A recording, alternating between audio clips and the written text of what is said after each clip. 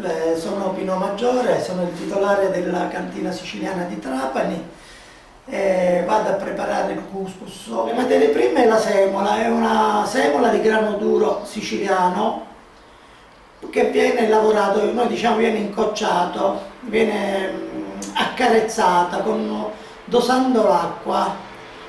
Dopo l'incocciatura il couscous viene condito con sale, cannella, cipolla, olio extravergine d'oliva, prezzemolo, basilico. Queste sono le materie prime per fare il couscous.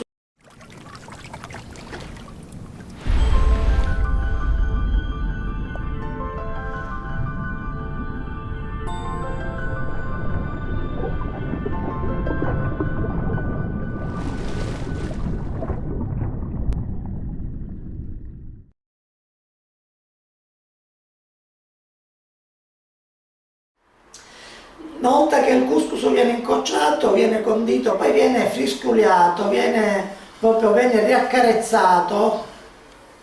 Quando finiamo la cosiddetta frisculiata, il couscous viene cotto a vapore. Adesso andiamo a incocciare il couscous. Il couscous viene accarezzato. Cioè la mano deve fare una rotazione a 360 gradi, dobbiamo mettere poca acqua, anzi aspettate vi faccio vedere la semola.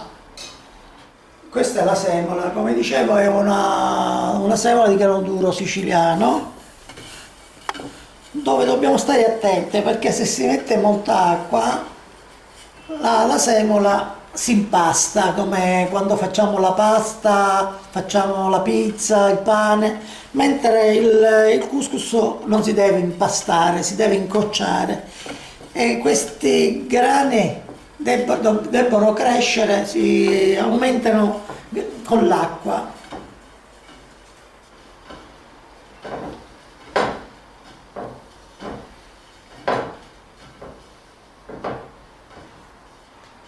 Con l'incocciatura cosa succede?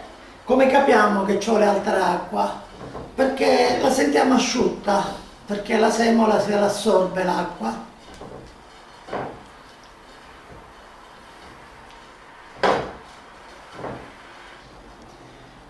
Come vedete questa è la semola e questo è il couscous incocciato, è la semola già incocciata.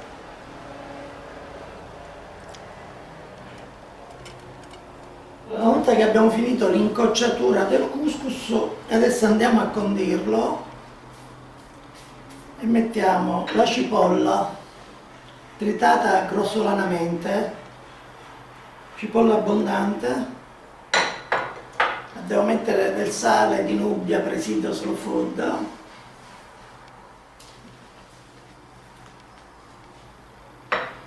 andiamo a mettere il prezzemolo,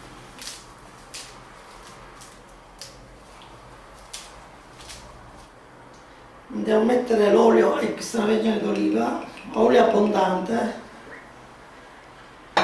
e dopo averlo condito con la cannella, la cipolla, il prezzemolo, viene frisculiato, viene nuovamente riaccarezzato.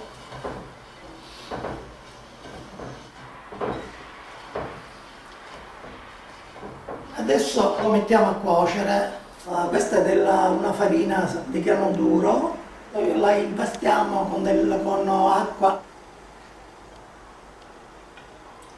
e questo mi serve per creare poi una guarnizione fra le due pentole, tra la pignata del couscous e la pentola dove sotto c'è l'acqua, perché la cottura del couscous viene fatta a vapore.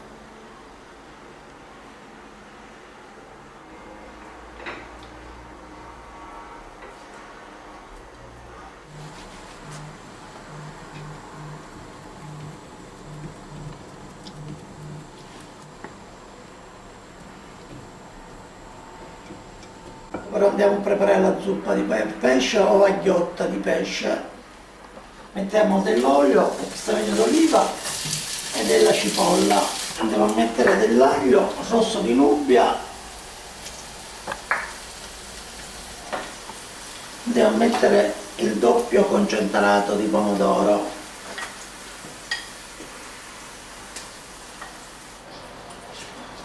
Lo facciamo cucinare a fuoco lento.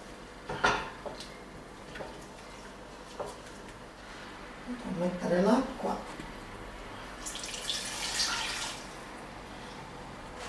Io l'acqua la aggiungo poco a poco, così diventa una passata di pomodoro. Andiamo a salare la zuppa, andiamo a mettere del basilico,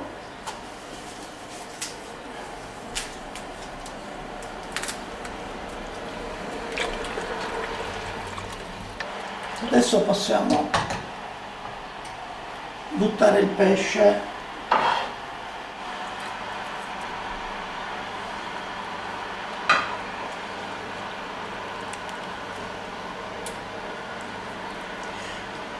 Il vapore è cominciato a uscire, adesso andiamo a mettere il couscous o la semola ancora.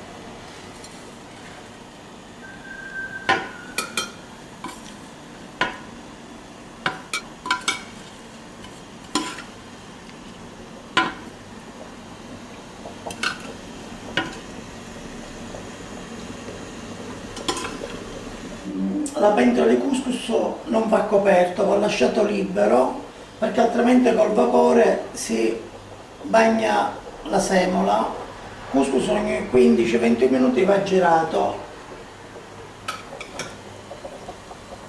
Questa è la mafararda, mettiamo il couscous già cotto, ormai possiamo chiamarlo non più semola ma couscous.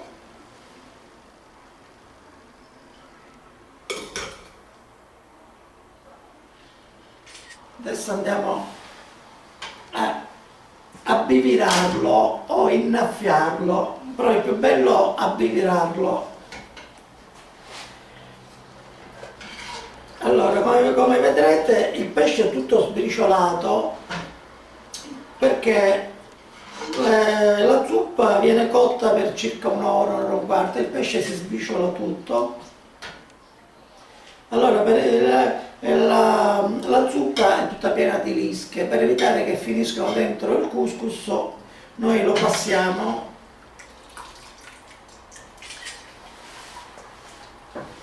col pasto pomodoro.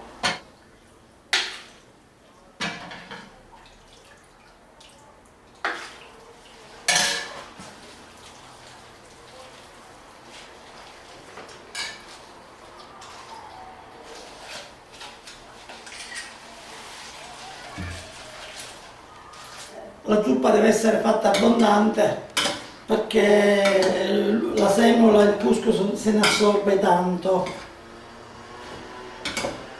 Dal momento che abbiamo finito di abbivirare o innaffiare il couscous come vogliamo chiamarlo, io preferisco abbivirarlo, andiamo a mettere delle mandorle tritate. Anche queste mandorle sono Presidio Slow Food. Adesso cosa succede dopo questo? Adesso lo mettiamo in letargo, lo mettiamo a riposare, perché deve stare a riposare che completa la cottura, che come vedete il couscous è caldo, il brodo è caldo. Adesso noi lo andiamo a coprire con una tovaglia da tavola.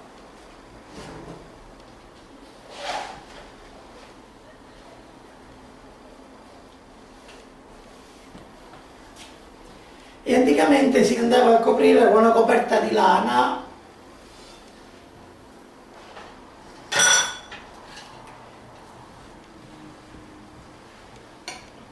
e si lasciava per circa un'ora, un'ora e mezzo, perché qui si completa sia la cottura e il couscous si insaporisce. Dopo che il couscous è bello riposato, adesso si sveglia dal letargo.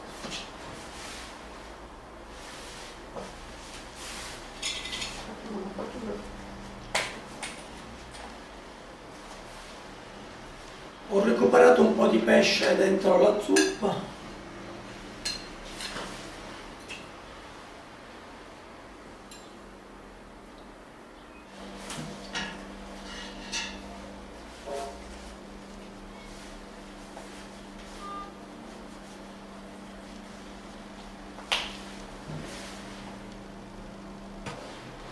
Couscous è pronto.